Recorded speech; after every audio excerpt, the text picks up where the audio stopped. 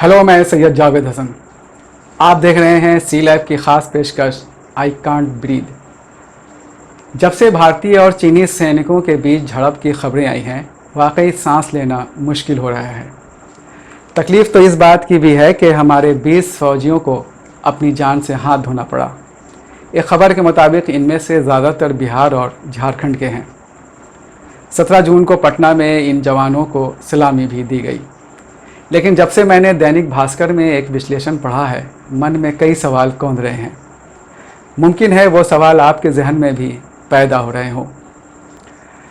विश्लेषण का deadline Hong Kong है, लेकिन सोर्स के रूप में सिर्फ एजेंसी लिखा है। कौन सी न्यूज़ एजेंसी है ये पता नहीं चलता। बहरहाल इसमें विश्लेषकों के हवाले से कहा गया है कि प्रोपेगेंडा के तहत चीन को मजबूत राष्ट्र और जिनपिंग को निर्णायक नेता के तौर पर पेश करने की कोशिश की जा रही है।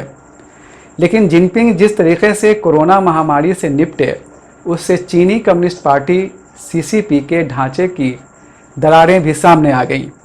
विश्लेषण में आगे कहा गया है कि सेंटर फॉर स्ट्रेटेजिक में चीनी इकोनॉमिक्स और बिजनेस के विशेषज्ञ स्कॉट कैनेडी ने कहा कि कोविड-19 की वजह से चीन में 10 करोड़ तक नौकरियां खत्म हुई।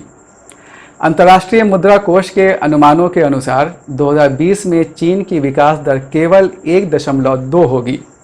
बेरोजगारी दर 15% तक पहुंच सकती है। क्या आपको ये सब सुनते हुए पिछला लोकसभा चुनाव नहीं याद आ गया, जिससे कुछ ही महीने पहले पुलवामा हमला हुआ था और हमारे 40 से ज़्यादा सीआरपीएफ जवान मारे गए थे। आपको ये भी याद आ रहा होगा कि प्रधानमंत्री नरेंद्र मोदी ने कहा था कि जवानों का खून रायगा नहीं जाएगा। इसके बाद ही पाकिस्तान के खिलाफ सर्जिकल स्ट्राइक हुई थी और सरहद पार भारी नुकसान की खबर आई थी। आपको ये भी याद आ रहा होगा कि मोदी की छवि मीडिया में मजबूत और निर्णायक पीएम की बनाई गई थी और बताया जा रहा था कि राष्ट्र उनके हाथों में सुरक्षित है।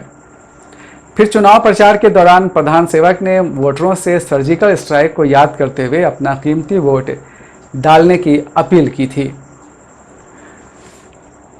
मोदी दोबारा जीतकर पीएम बन गए, लेकिन आज तक पता नहीं चला कि 200 किलोग्राम आरडीएक्स लेकर एक अकेला नौजवान किस तरह भारतीय सरहद में घुस आया था। मैं अपनी तरफ से इस पूरे मामले पर कोई सवाल नहीं उठा रहा हूं। मैं तो केवल अपने मन की बात कह रहा हूं। साथ ही अपने आप से पूछना चाह रहा हूं कि देश चलाने वालों की छवि मार धाड़ और खून खराबा के बाद ही क्यों बनती है।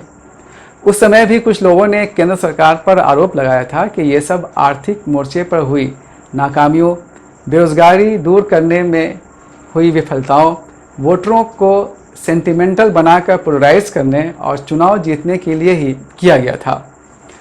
हम एक बार फिर कहेंगे कि हम अपनी तरफ से कोई सवाल खड़ा नहीं कर रहे हैं, बल्कि ये समझना चाह रहे हैं कि अगर ये तमाम आरोप गलत हैं, तो चीन के संबंध में किया जा रहा विश्लेषण सही कैसे है, और अगर चीन के संबंध में किया गया विश्लेषण सही है, तो केंद्र सरकार पर लगाया गया आरोप गलत कैसे है। मैं उलझन का शिकार इसलिए भी हो गया हूँ कि अब से कुछ ही महीने बाद बिहार में विधानसभा चुनाव होने वाले हैं और बिहार के कई जवान चीनी सैनिकों के हमले में शहीद हुए हैं। उलझन इसलिए भी है कि केंद्र की मौजूदा सरकार भी कोरोना वायरस का मुकाबला करने में नाकाम रही है। दिलो दिमाग को बेचैन कर देने वाली इन उलझनों की वजह से अगर आप भी कहें कि आई कांट ब्रीद, तो देश की सूरत आप जैसे संवेदनशील लोगों की बदौलत ही बदल सकती है। बहुत बहुत शुक्रिया। फिर मिलेंगे। Good bye.